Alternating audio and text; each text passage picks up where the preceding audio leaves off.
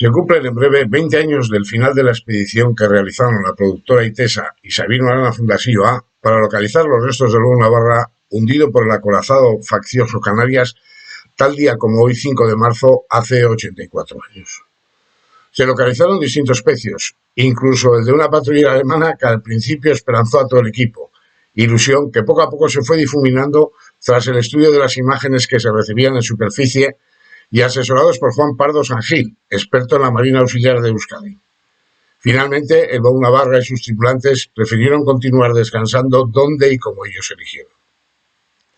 A principios de marzo de 1937, la flota del bando sublevado del Cantábrico, reforzada por el crucero Canarias al mando del capitán de navío Salvador Moreno Fernández, estaba desplegada en ese mar con orden de colaborar en el intento de capturar al mercante Mar Cantábrico, que había zarpado del puerto de Nueva York el 6 de enero con un importante cargamento de armas procedente de México para la República.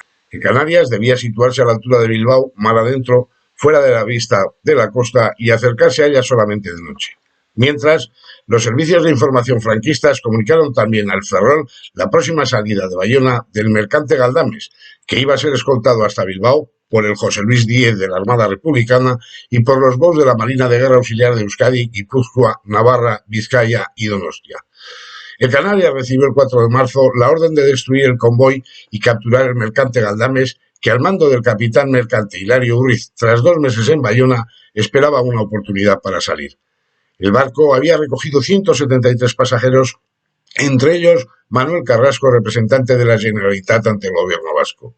3 toneladas de monedas de níquel acuñadas en Bélgica para el mismo gobierno y correspondencia y carga general. El 4 de marzo al alba zarparon de Portugalete los bows Guipúzcoa a las órdenes del comandante Manuel Galdós, Navarra a las del comandante Enrique Moreno, Donostia a las órdenes del comandante Francisco Lortegui y Vizcaya a las del comandante Alejo Bilbao. El destructor José Luis Díez, capitaneado por el alférez de navío Carlos Moya, que también colaboraba en la operación, había salido antes. A las 20 horas salió el Galdames de Bayona y casi una hora después se encontró con los bows en el punto fijado organizándose el convoy. Por la banda de estribor se le colocaron el Navarra y el Donostia, y por babor el Guipúzcoa y el Vizcaya. Al avanzar la noche, el viento de poniente fue arreciando, el cielo se encapotó, comenzó a llover y a granizar, levantándose una fuerte marejada. El convoy tuvo que reducir notablemente su marcha. En la oscuridad, el Galdames fue desviándose poco a poco de su ruta, virando a estribor y obligando a los bows que iban por esa banda, el Navarra y el Donostia, a dirigirse más al norte de lo previsto. El navegar en la noche con las luces apagadas y la radio en silencio hicieron que el Guipúzcoa y el Vizcaya, que sí habían mantenido el rumbo, perdieran contacto con el resto del convoy. Al amanecer del 5 de marzo, ambos bows trataron de localizar de nuevo el resto rastreando el Guipúzcoa desde Cabo Villano hasta Santoña, mientras el Vizcaya navegaba hacia el este desandando el camino. No consiguieron encontrarlos y cuando regresaban a Bilbao desde sus zonas de rastreo se toparon inesperadamente con el Canarias a unas 20 millas al norte de Labra. El Canarias escoltaba hacia pasajes el mercante estonio Georg Bruck, cargado en Helsinki con material militar y que se dirigía a Santander cuando fue apresado. La estratagema de ambas naves fue separarse y tratar de atraer al crucero al alcance de las baterías costeras vizcaínas, con cañones de calibre mucho más grueso que las de sus naves, que solamente eran de 52 milímetros en proa y de 47 milímetros en popa. El crucero Canarias poseía 8 cañones de calibre medio de 203 milímetros y de mucho mayor alcance, junto a varias ametralladoras y tripulación experimentada. De los 2 bows, el Canarias avistó solo al Guipúzcoa, que venía de la parte de Santoña navegando hacia Bilbao a unas 10 millas de la costa. Disparó contra él, destruyendo su cañón de popa y provocándole un incendio. El Guipúzcoa, pese a su manifiesta inferioridad, aceptó con valentía el combate respondiendo al fuego e impactando al Canarias en popa, produciéndole un muerto, el único que sufrió el crucero en toda la guerra, y un herido. En el bow vasco fallecieron 5 y fueron 12 los heridos. La situación provocó en el bow momentos de desconcierto, solo superados cuando el propio Galdós se hizo cargo del timón instalado en popa. La visión del comandante gobernando personalmente el buque timón en mano serenó el ánimo de la tripulación. El Guipúzcoa, incendiado y con serias averías por los impactos, se dirigió a Portugalete y el Canarias, en su persecución, entró dentro del radio del alcance de las baterías costeras de Punta Galea y Punta Lucero, que abrieron fuego contra él. El crucero rebelde arrumbó al norte y se retiró aprovechando el Guipúzcoa para entrar en puerto. Mientras, el Vizcaya se situó al costado del Yorkbrook y después de reconocerle le ordenó seguir sus aguas.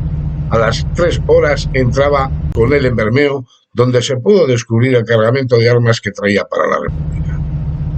El resto del convoy, ajeno a lo que había ocurrido, se encontró con el Canarias, que abrió fuego contra el Gandames, matando a 4 pasajeros, una mujer y 3 niños, por lo que el mercante hizo bandera blanca y paró la máquina rindiéndose. El Canarias tomó entonces como objetivo al Donostia, contra el que abrió fuego, pero no se produjeron daños ni bajas. El Donostia también hizo frente al Canarias, logrando hacer varios impactos en el crucero y luego escapó a un puerto francés, donde fue reparado y donde permaneció a la espera de que el peligro hubiera pasado para regresar a Bilbao. El Canarias se fijó a continuación en el Navarra, al que llevaba por la mula de babor, y comenzó a batirlo con toda su artillería. Poco antes, el comandante del Navarra, Enrique Moreno, había reunido a sus oficiales en el puente para exponerles la situación y hacerles saber que estaba decidido a hundirse combatiendo antes que rendir el barco. En cuanto sonaron los primeros cañonazos, el comandante Moreno ordenó contestar el fuego. Durante más de una hora, aprovechando la marejada, el Navarra sostuvo combate y pudo eludir al Canarias hasta que un disparo de 203 milímetros le alcanzó en la sala de máquinas, dejando al bow sin gobierno. El comandante Moreno autorizó a quienes lo desearan abandonar el barco. El propio Moreno, el primer oficial Sarasola y algunos otros prefirieron quedarse a bordo y hundirse con su barco antes que caer prisioneros de los franquistas. El resto había muerto en el combate.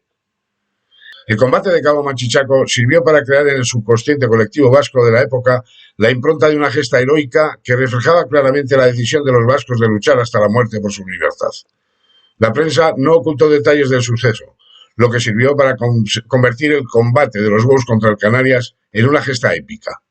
Se realizaron actos a favor de los marinos fallecidos. El gobierno vasco rebautizó a 2 de sus lanchas con los nombres de Paya Bost y Comandante Moreno, e incluso la berrieguna de ese año se celebró con un homenaje al marino vasco.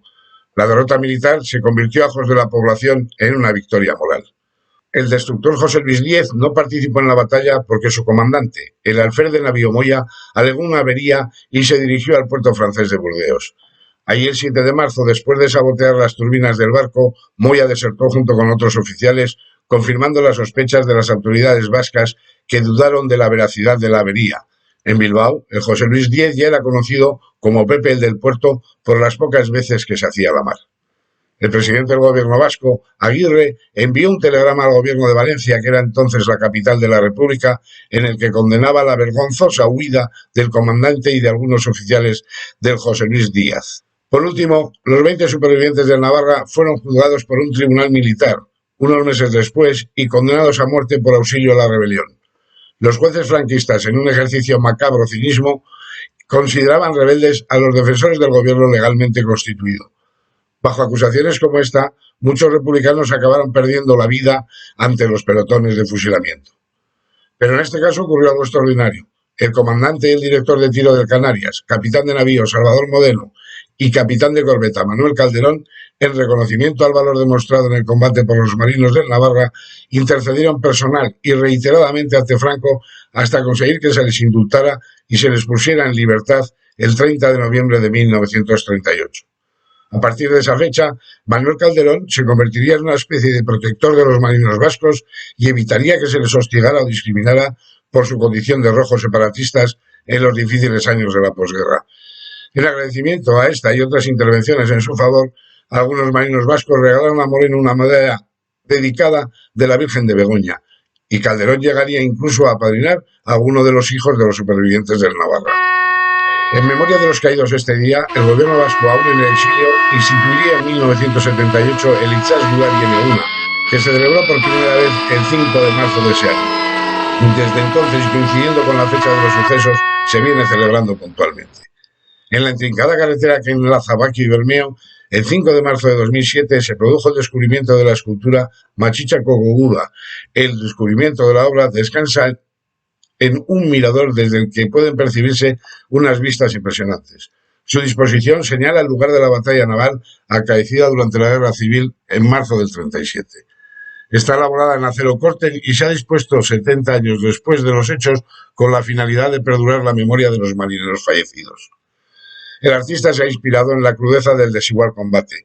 Solo se salvó una veintena de hombres de los cerca de medio centenar que integraban la marinería.